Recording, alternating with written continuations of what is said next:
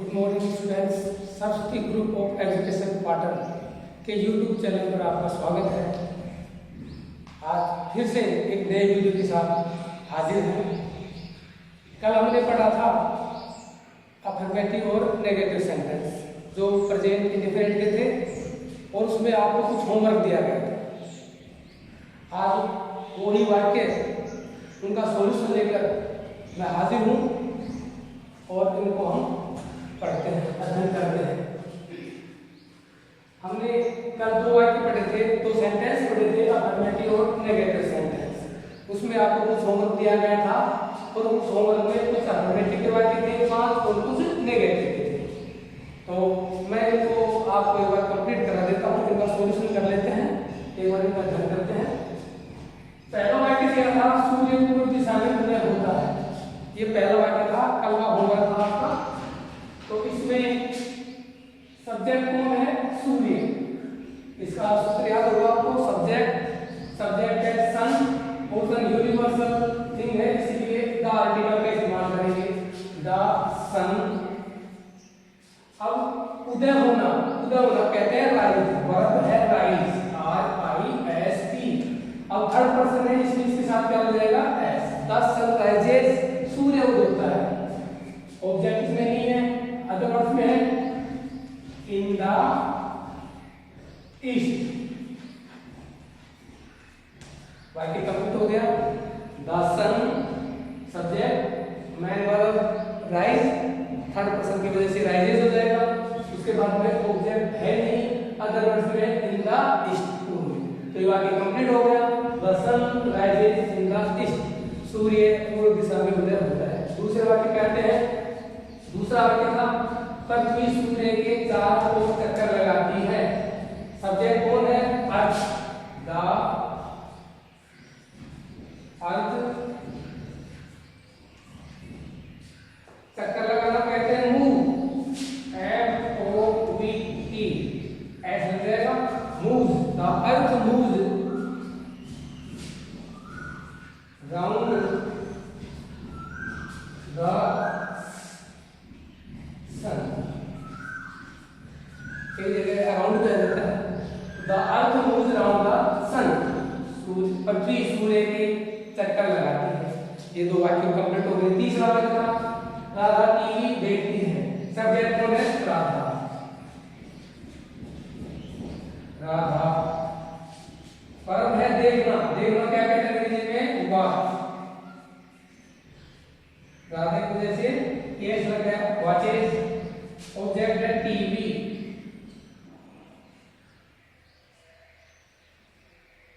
Radha watches TV, Radha TV देखती है। Object हो गया, अदर वर्ड्स में है नहीं।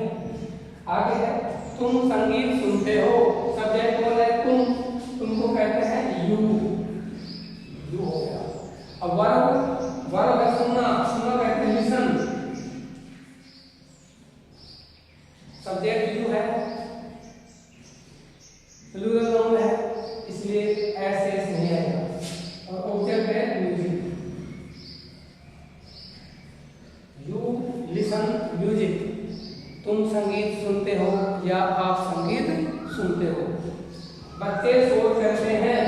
सब्जेक्ट है द चिल्ड्रन। शोर करना कहते हैं make a noise.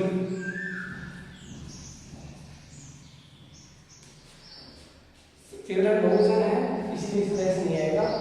The children makes space, the children make a noise, बच्चे शोर करते हैं। अब इधर आ जाओ, ये तो अफर्मेटिव सेंटेंस थे जो आपको होमवर्क दिया गया था। अब ये नेगेटिव सेंटेंस है, इनको देखते हैं। सूर्य पश्चिम दिशा में नहीं उदय होता है या उगता है। सब्जेक्ट कौन है? सूर्य, द सन। थर्ड पर्सन है, सिंगुलर है, एंड प्लूरल है डस। नोट हो गया, तीसरे नंबर नोट हो गया। उसके बाद वर्ब है उदय होना, राइज, पश्चिम दिशा में, इन द वेस्ट।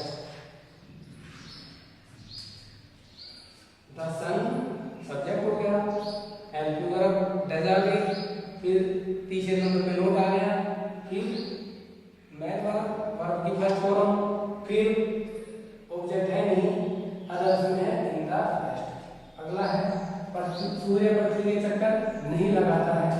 द सन, इसमें भी helping does not move round the earth.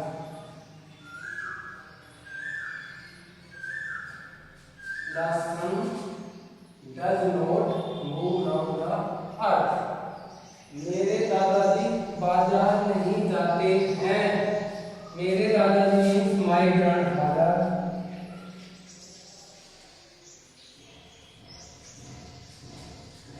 Father दादाजी सिंगुलर है। does not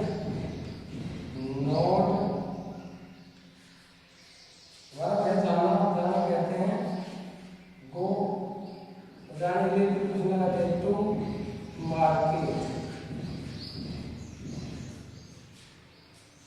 subject my grandfather, मेरे दादाजी। And number best, third number में नोट, वर्ब जाना हो टू मार्केट। हम प्रतिदिन टीवी नहीं देखते हैं। सब्जेक्ट हम हैं, हम क्या कहते हैं वी के साथ वर्ब आएगी डू। फिर थर्ड नंबर पे नोट, देखना कहते हैं वॉच। ऑब्जेक्ट है टीवी।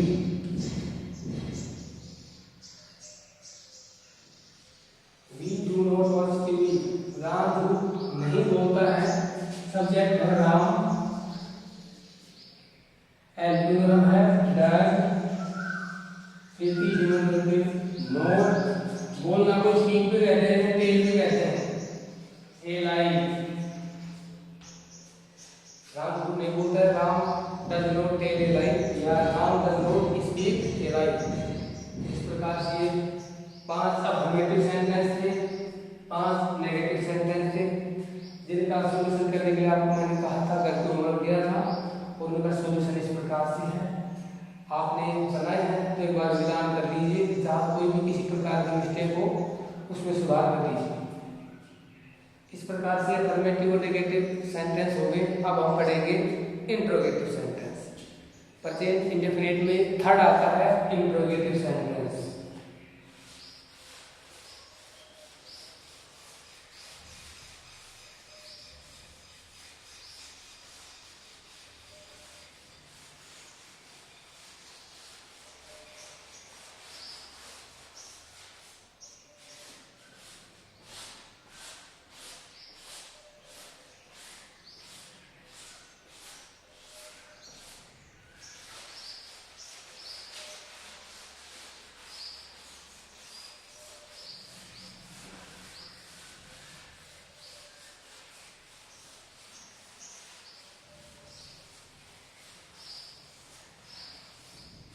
तो स्टूडेंट्स, अब हम पढ़ेंगे थर्ड नंबर पे इंट्रोगेटिव सेंटेंस।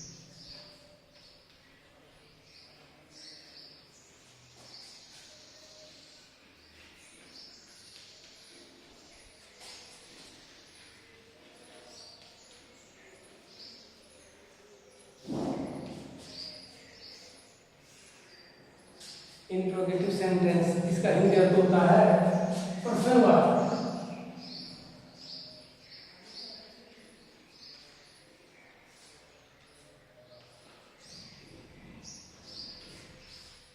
ऐसे वाक्य जिनमें हमें प्रश्न पूछा जाए या प्रश्न किया जाए वो इंट्रोगेटिव सेंटेंस होते हैं।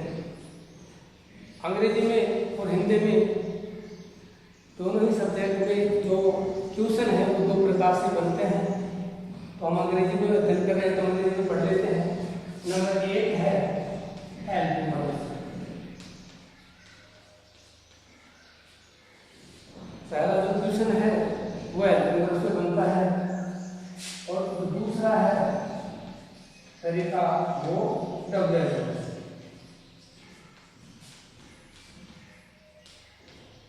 अंग्रेजी में 2 प्रकार से प्रश्न बनते हैं, एक हेल्पिंग वर्ब से जिसका उत्तर हाँ या ना भी होता है, और दूसरा डब्ल्यूएच वर्ड से तो वाक्य के बीच में कब, कैसे, किसने, किसको, क्या, कहाँ, इस प्रकार के जो डब्ल्यूएच वर्ड हैं उनसे बनते हैं।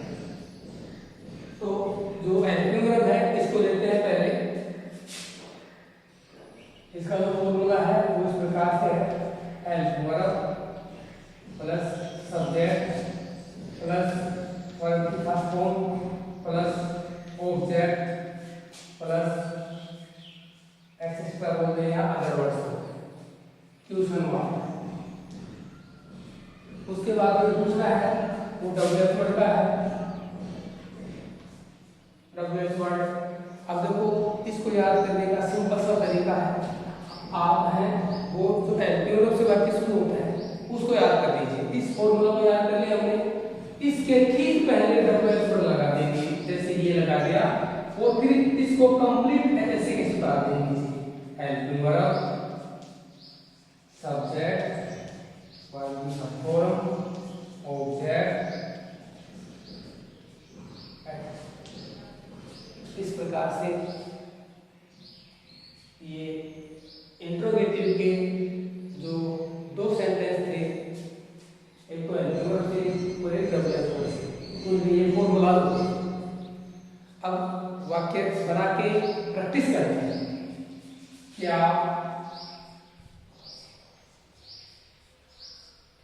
राम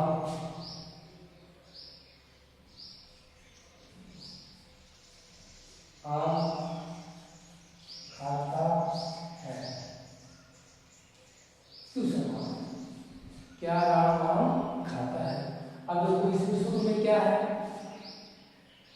तो सीधी सी बात है हेल्पिंग वर्ब से, और ये क्या आम को हटा के यहाँ लगा देते तब बनता डब्ल्यूएच वर्ड से। तो पहले हेल्पिंग वर्ब के लेते हैं, हेल्पिंग वर्ब के जो सेंटेंस है उनकी प्रैक्टिस करते हैं थोड़ा। सब्जेक्ट राम है, ये पहले कह रहा है हेल्पिंग वर्ब यूज करेंगे, और हेल्पिंग वर्ब का यूज सब्जेक्ट के हिसाब से होता है। सब्जेक्ट कैसा होता है, अकॉर्डिंग टू सब्जेक्ट। सब्जेक्ट कौन है, राम, ये राम, और हमने पढ़ा है कि थर्ड पर्सन के साथ दस आती है, तो राम से पहले, सब्जेक्ट से पहले हेल्पिंग वर्ब लगा देंगे दस। सब हेल्पिंग वर्ब हो गई, सब्जेक्ट हो गया। उसके बाद वो कह रहा है वर्ब, वर्ब क्या है, खाना, खाना क्या कहते हैं, ईट। ऑब्जेक्ट, ऑब्जेक्ट है मैंगो।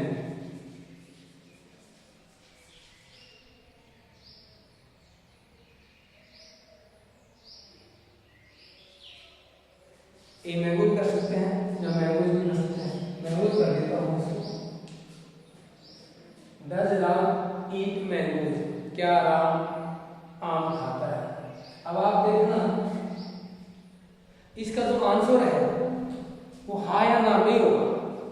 देखते हैं, जैसे क्या राम आम खाता है, अगर हमें पता है कि राम आम खाता है तो हम कहेंगे यस, हाँ राम ईट्स ए मैंगो, वाक्य को अफर्मेटिव बना देंगे। अगर हमें ना पता है राम आम नहीं खाता है तो हम वाक्य को नेगेटिव बना देंगे, Ram does not eat mangoes. समझ रहे हो मैं क्या कहना चाहता हूँ? इससे पहले जो दो सेंटेंस पढ़े उन दो सेंटेंस में ये पढ़ा अफर्मेटिव और नेगेटिव। अब ये इंट्रोगेटिव है, ये क्वेश्चन हेल्पिंग वर्ब से है, इसका उत्तर हाँ या ना में होगा। अगर वाक्य पॉजिटिव होगा तो हम जो अफर्मेटिव का रूल है उसे इस्तेमाल करेंगे, और अगर नेगेटिव होगा तो जो हमने पढ़ा था नेगेटिव सेंटेंस उसको यूज करेंगे। अगला है क्या मैं पतंग उड़ाता हूँ? फिर से क्वेश्चन कर रहा है, क्या मैं पतंग उड़ाता हूँ? वो भी हाँ नाम में आंसर चाहिए। तो सब्जेक्ट कौन है, मैं को क्या कहते हैं, आई, और आई के साथ एल्पिनो क्या होती है, डू। तो अब ये देखो आई से पहले क्या लगाएंगे, डू। एल्पिनो हो गई, सब्जेक्ट हो गया। अब कैसा वर्ब, वर्ब क्या है, उड़ाना, उड़ाना कैसे, फ्लाई, FLY। ऑब्जेक्ट पतंग,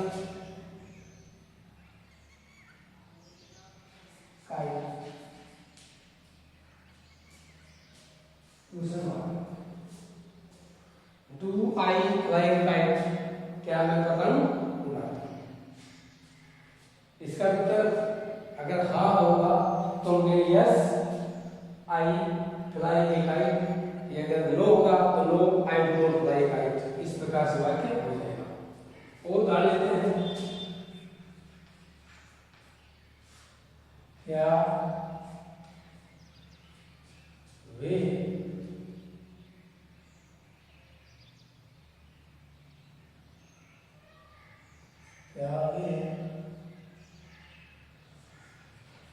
खाना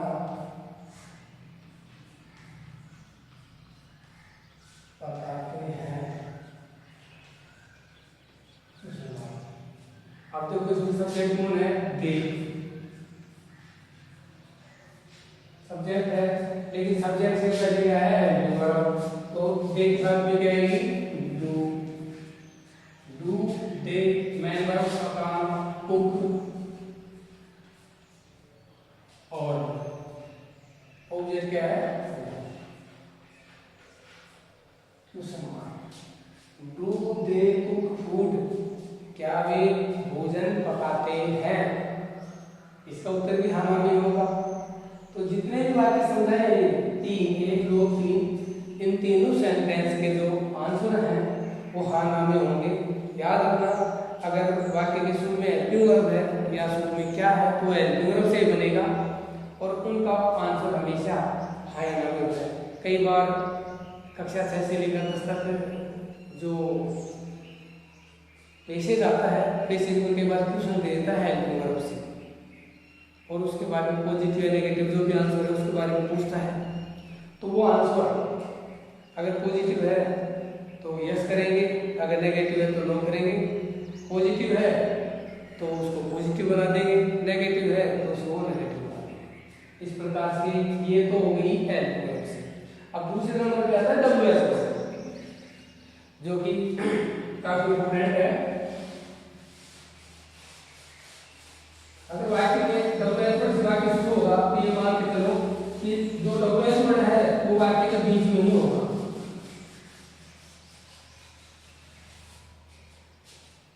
देखो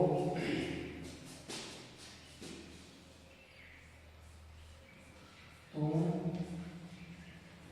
क्या करते हो?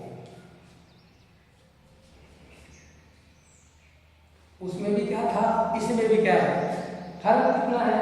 उसमें शुरू में था, यहाँ वाक्य के बीच में आ गया। अब वाक्य बनाएंगे तो हम WH वर्ड का इस्तेमाल करेंगे, न कि हेल्पिंग वर्ब से, क्योंकि वाक्य के बीच में है क्या, तो वाक्य WH वर्ड से ही प्रारंभ होगा। अब हमें ये WH वर्ड फैमिली है, इसके बारे में पता होना चाहिए कि क्या को क्या कहते हैं, कहाँ को क्या कहते हैं, कब को कहाँ क्या कहते हैं, वे इनको क्या कहते हैं, ये सब कंप्लीट हमें पता होना चाहिए। तो क्या है, क्या को हम अंग्रेजी में कहते हैं? व्हाट। हो गया, पहले कह रहा है WH हो गया। उसके बाद में कह रहा है हेल्पिंग वर्ब। हेल्पिंग वर्ब पता है सब्जेक्ट के अनुसार है कि सब्जेक्ट कौन है? यू। तो यू है तो है कि आप हेल्पिंग वर्ब यू, और फिर सब्जेक्ट कौन हो गया? इसे करते हैं, देखते हैं। तो कह रहा है WH वर्ड है क्या? व्हाट हो गया। फिर हेल्पिंग वर्ब उनके साथ जाएगी, तो हमने पढ़ा है बहुवचन है, यू के साथ डू आएगी, और फिर सब्जेक्ट को रखूं तुमको गई। अब मेन वर्ब है करना क्या कहते हैं? यहाँ ये हेल्पिंग वर्ब नहीं है, यहाँ मेन वर्ब है। अंग्रेजी में भी पढ़ा है, हमने पहले भी पढ़ा है कि डू डू मींस करना होता है, डू की सेकंड फॉर्म डिड होती है, थर्ड फॉर्म डन होती है। तो यहाँ हेल्पिंग वर्ब नहीं है, मेन वर्ब है। इसकी संभावना व्हाट डू यू डू, आप क्या करते हैं? सपोज करूँ मैं पढ़ता हूँ तो मैं ऐसे ही कहूँगा I do my work, I do my homework. इस प्रकार से ये WH वर्ड है। आंसर इनके हाँ या ना उत्तर नहीं होंगे, इनके हमें पर्सन व्हाट है तो ऑब्जेक्ट आंसर होगा, जैसे वेयर हो तो स्थान या उत्तर होगा। अगर कब वेन से पूछे तो समय आंसर उत्तर होगा, मुंह से पूछे तो सब्जेक्ट आंसर होगा। इस प्रकार से उत्तर होगी। जैसे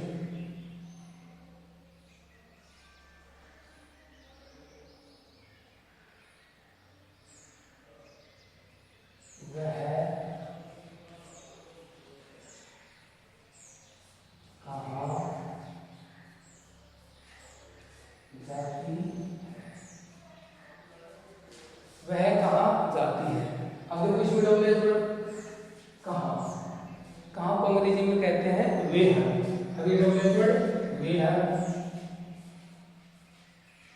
हो गया। उसके बाद में कह रहा है helping verb. Helping verb subject देखो, क्योंकि हेल्पिंग वर्ब हमेशा सब्जेक्ट के अनुसार ही आएगी, सोच समझ के लगानी चाहिए हेल्पिंग वर्ब। तो ये जाती है, स्त्रीलिंग है, लेडी है, तो हेल्पिंग वर्ब डज और सब्जेक्ट क्या हो गया सी। वे हैव डज सी और वर्ब है go, question mark. Where have does she go, वह कहाँ जाती है। इसका आंसर हो वह स्कूल जाती है तो हम कहेंगे सी गोज टू स्कूल। वह बाजार जाती है, सी गोज टू मार्केट। वह मंदिर जाती है, सी गोज टू टेम्पल। इस प्रकार से जो डब्ल्यूएच वर्ड है उसका आंसर उसी टेंस में होगा और जो डब्ल्यूएच वर्ड है उसके अनुसार होगा। अगला वाक्य देखते हैं। तुम कब उठते हो,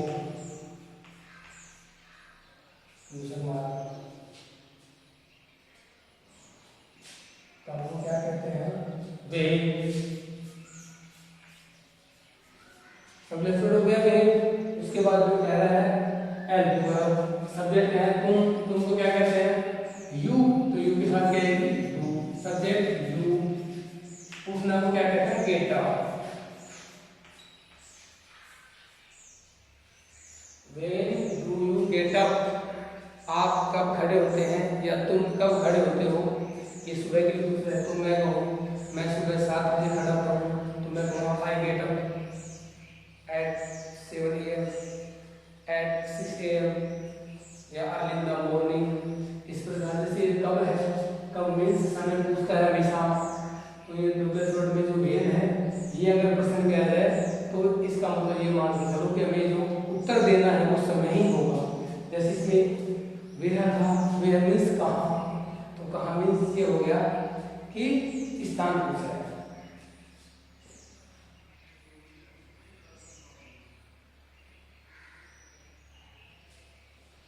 तुम्हें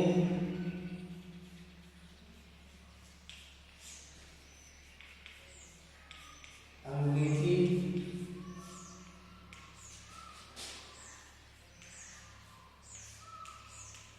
कौन पढ़ाता है।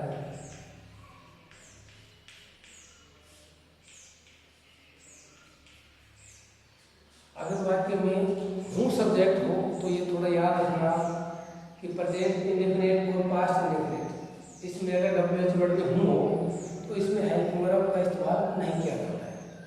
जैसे कौन, कौन को क्या कहते हैं हूँ। डब्ल्यूएच वर्ड में ये कौन है, किसने या कौन एक ही बात है, अंग्रेजी में कहते हैं हो गया डब्ल्यूएच वर्ड। अब हेल्पिंग वर्ब नहीं आएगी, याद रखना। अब सीधा मैन वर्ब भी आएगी। अब पढ़ाना क्या कहते हैं टीच।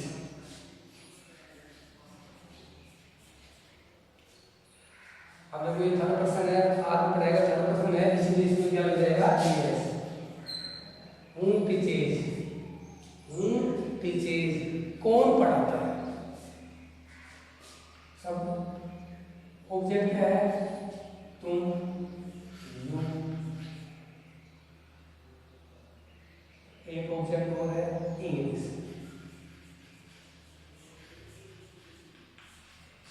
ये वाक्य में डबल ऑब्जेक्ट है, इसलिए ये वाक्य इस प्रकार से है। तुम्हें अंग्रेजी कौन पढ़ाता है हूँ हेल्पिंग वर्ब, ध्यान रखना। वैसे तो सभी में है मैं कि डब्ल्यूएच वर्ड की बात में हेल्पिंग वर्ब आती है, लेकिन ये इंट्रोगेटिव में अगर हूँ से वाक्य शुरू हो तो इसके ठीक सी बाद में हेल्पिंग वर्ब नहीं आती, मैन वर्ब आती है। और थर्ड पर्सन ही माना जाता है सब्जेक्ट, इसलिए एस हूँ टीचेज ऑब्जेक्ट यू और एक सेकंड ऑब्जेक्ट इंग्लिश। हूँ टीचेज यू इंग्लिश। और हाँ इस प्रकार से ये वाक्य। अब इसके भी 5 वाक्य देते हैं होमवर्क के लिए।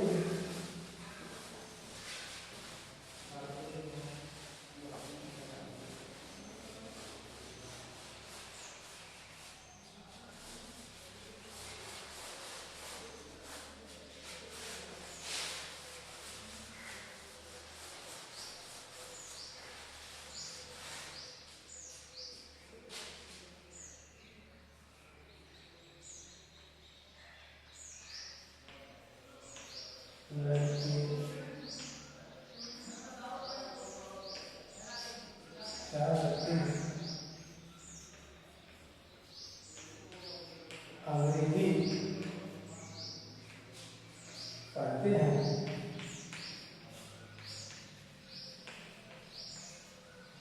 क्या ये अंग्रेजी पढ़ते हैं? दूसरा,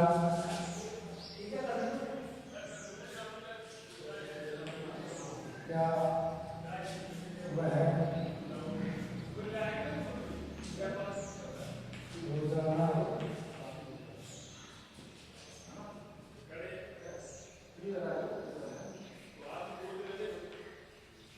विद्यालय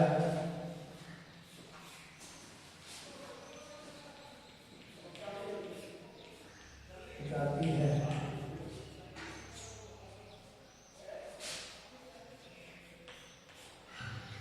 क्या मैं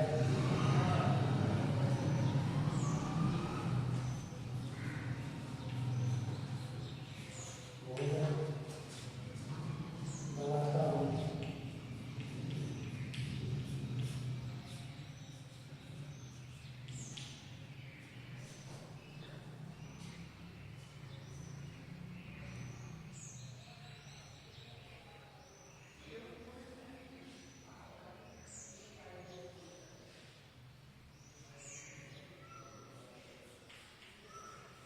मोहन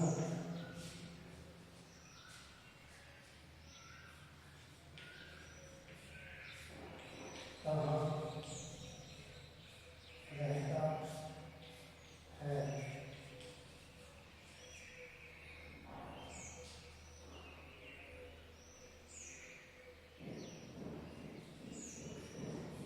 हम तो खाते हैं।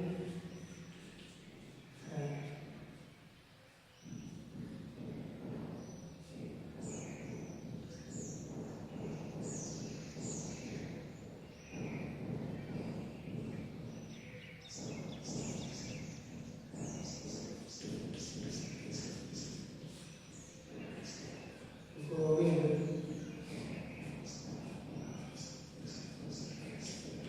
क्या देखता है?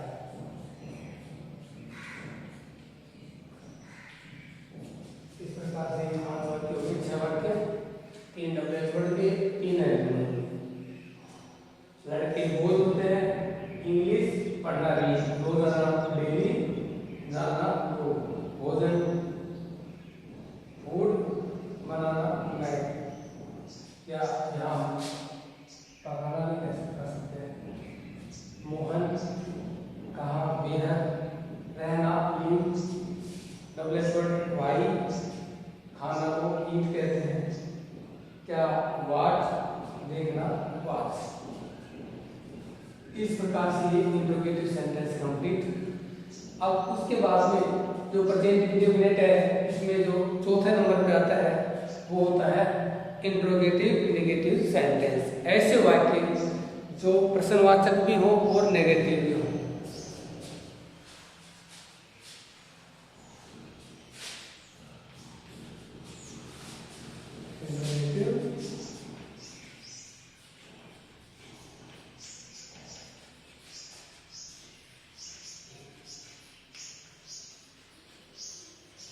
Interrogative negative sentence.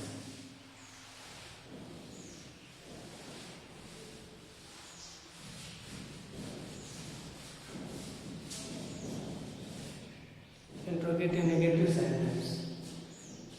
Interrogative प्रश्नवाचक, negative नकारात्मक सेंटेंस वाक्य।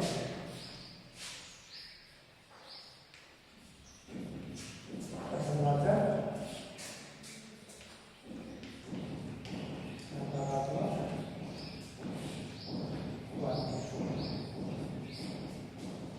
ऐसे वाक्य जो प्रश्न भी पूछे और उनमें नहीं का इस्तेमाल किया जाए, इंट्रोगेटिव नेगेटिव सेंटेंस होते हैं। नंबर इसका जो फॉर्मूला है वही, इसके भी 2 फॉर्मूले हैं, adverb plus subject plus note plus verb form plus object plus action. इसी के पहले डबल एस वर्ड लगा देंगे तो डबल एस वर्ड हो जाएगा interrogative negative. Double S word adverb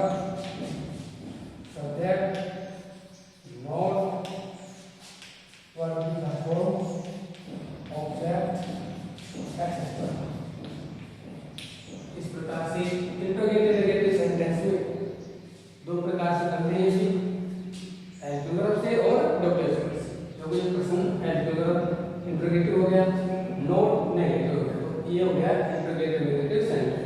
ये डब्ल्यूएच वर्ड में डब्ल्यूएच वर्ड है, ये नेगेटिव। ऐसे वाक्य जो प्रश्नवाचक भी हो नकारात्मक भी हो। एग्जाम्पल देखते हैं।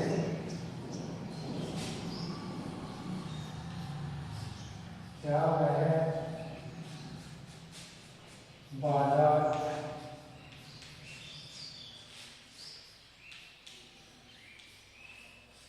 नहीं जाता है। पहले देखेंगे कि वाक्य इंट्रोगेटिव नेगेटिव है या नहीं है। शुरू में देखो क्या इंट्रोगेटिव है, इसके बाद देखो नहीं नेगेटिव है, तो वाक्य हो गया इंट्रोगेटिव नेगेटिव। वाक्य बनाते हैं। पहले क्या कह रहा है, एल्टोग्राफ सब्जेक्ट देखो वह जाता है, लड़का है, पुरुष है, तो ही के साथ एल्टोग्राफ डज। एल्टोग्राफ हो गई, सब्जेक्ट सी, फिर उसके बाद में नोट, फिर वर्ब की फर्स्ट फॉर्म जाना, गो। जाने के क्या लगाते हैं, टू, और ऑब्जेक्ट है नहीं है, मार्केट। ये हो गया इंट्रोगेटिव। एक एग्जांपल देखते हैं। क्या सूर्य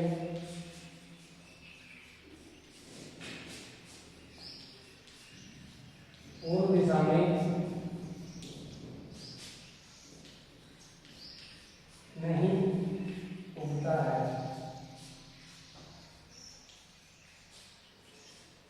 शुरू में क्या, बाद में ये नहीं। इंट्रोगेटिव नेगेटिव हो गया। क्या सूर्य पूर्व दिशा में नहीं उगता है, तो सूर्य देखो थर्ड पर्सन है, तो क्या है, डज द सन। उसके बाद थर्ड नंबर पे नो, उगना को राइज इन द ईस्ट। इसी प्रकार से आप प्रयास करेंगे। कितने वाक्य हैं इंट्रोगेटिव नेगेटिव में होते हैं। ये तो हो गया एल्टोग्राफ से इंट्रोगेटिव नेगेटिव। इसके बाद में डब्ल्यूएच वर्ड हो जाता है। तुम विद्यालय क्यों नहीं जाते हो, तुम विद्यालय क्यों नहीं जाते हो।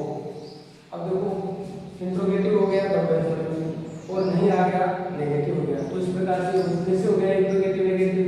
अब डब्ल्यूएच वर्ड देखो क्या है इसमें, क्यों, तो सूत्र कह रहा है, फॉर्मूला कह रहा है, पहले डब्ल्यूएच वर्ड क्यों को में वाई कहते हैं, वाई। अब फिर कह रहा है सब्जेक्ट देखो यू है, यू के साथ आती है यू। उसके बाद में सब्जेक्ट तुम को कहते हैं यू। उसके बाद में कह रहा है लोग, ये लोग हो गया। उसके बाद वर्ब की फर्स्ट फॉर्म, वर्ब जाना कहते हैं, वो ऑब्जेक्ट इसमें है नहीं, जाने के लिए कुछ लगाते हैं, to school. Why do you not go to school? आप विद्यालय क्यों नहीं जाते हो, या तुम विद्यालय क्यों नहीं जाते हो। दूसरा एग्जाम्पल लेते हैं।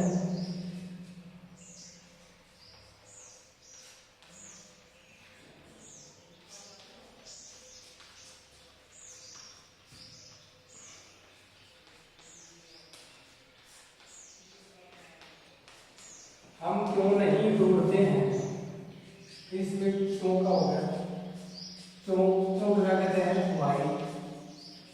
सब्जेक्ट देखो हम के साथ जुड़ जाएंगे, तो सब्जेक्ट हम भी, फिर नोट। याद रखना कि जो ये नोट है डब्ल्यूएच वर्ड में इंट्रोगेटिव नेगेटिव हो, तो ये नोट है चौथे नंबर पर रहेगा। वैसे डब्ल्यूएच वर्ड की गिनती नहीं होती है, इसलिए तीसरे पे देखते हैं, 1 2 3। अगर डब्ल्यूएच वर्ड तो 4 नंबर नोट। दौड़ना क्या कहते हैं, दूसरा बात। और वाक्य देखते हैं। राधा क्या नहीं खाती है।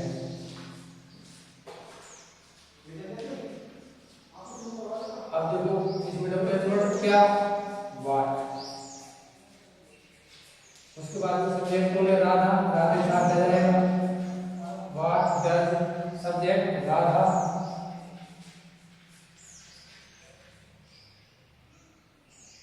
उसके बाद में नहीं नोट, उसके बाद में मैटर